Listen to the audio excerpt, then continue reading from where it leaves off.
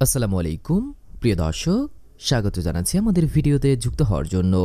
অবশেষে ড্রোন যুগে প্রবেশ করল বাংলাদেশ সেনাবাহিনী। শত্রুর উপর শতভাগ আক্রমণ করতে পারবে এই ড্রোন। গোয়েন্দা নজরদারির পাশাপাশি দূরবর্তী শত্রুর উপর শতভাগ সফল আক্রমণ হানতে এবার ড্রোন যুগে প্রবেশ করল বাংলাদেশ সেনাবাহিনী। একেবারে রাশিয়া ইউক্রেন যুদ্ধে ব্যবহৃত অত্যাধুনিক বাইরাক্টার TB2 যুক্ত হল বাংলাদেশের বহরে। আর্মি অ্যাভিয়েশনের রানওয়েতে ঘুরে বেড়ানো ছোট্ট এই ড্রোনের ধ্বংস করার ভয়াবহতা রাশিয়া ইউক্রেনের নাগরিকরা ভালোভাবেই উপলব্ধি করেছেন। এমনকি আজারবাইজান, আর্মেনিয়া এবং সিরিয়া যুদ্ধেও ব্যবহার হয়েছে তুরস্কের তৈরি এই বাইরাক্টার TB2 ড্রোন। অবশেষে সেই ভয়ঙ্কর 6টি ড্রোনের মালিক হয়েছে বাংলাদেশ সেনাবাহিনী।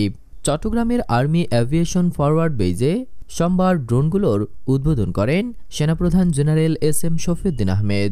বাইরাক্টার TB2 নামে এই ড্রোনটি মূলত 2014 সালের আগস্টে তুরস্কের আকাশে উড্ডয়নকারী বাইরাক্টার TB1 সিরিজের আধুনিক সংস্করণ। এটির নকশাকারক হলেন সেলজুক বাইরাক্তার। তার নামেই এই ড্রোনের নামকরণ করা হয়েছে।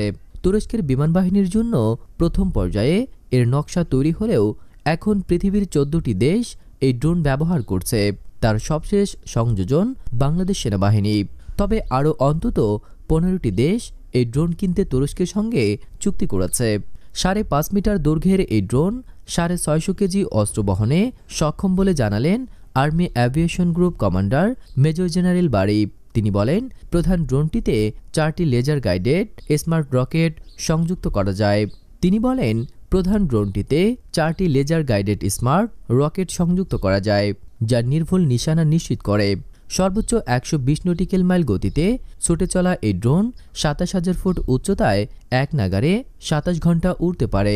এই ড্রোন সংযুক্তির ফলে ফোর্সেস গোল 2030 বাস্তবায়নে সেনাবাহিনীর সক্ষমতা আরও বৃদ্ধি পেল। আগামীতে নিজেরাই ড্রোন উৎপাদনের আশাবাদ ব্যক্ত করে সেনাপ্রধান জেনারেল SM শফিউদ্দিন আহমেদ বলেন, আগামীতে আর আমদানি নয়, এই ধরনের প্রযুক্তি ব্যবহার করে বাংলাদেশ সেনাবাহিনী নিজেই ড্রোন তৈরির পরিকল্পনা নিয়েছে। SM শফিউদ্দিন আহমেদ জানান, বেজ স্টেশন থেকে 300 কিলোমিটার দূর পর্যন্ত ড্রোনটি চালানো যায়। এছাড়া এতে এমন সেন্সর রয়েছে যাতে GPS এর উপর পুরোপুরি নির্ভর না করেও নেভিগেশন করতে পারে। ফলে এখন সশরীরে হাজির না থেকেও অনেক দূর থেকে টার্গেট পর্যবেক্ষণ করা যাবে। এই 6টি ড্রোন কিনতে গত বছর তুরস্কের সঙ্গে চুক্তি করেছিল বাংলাদেশ।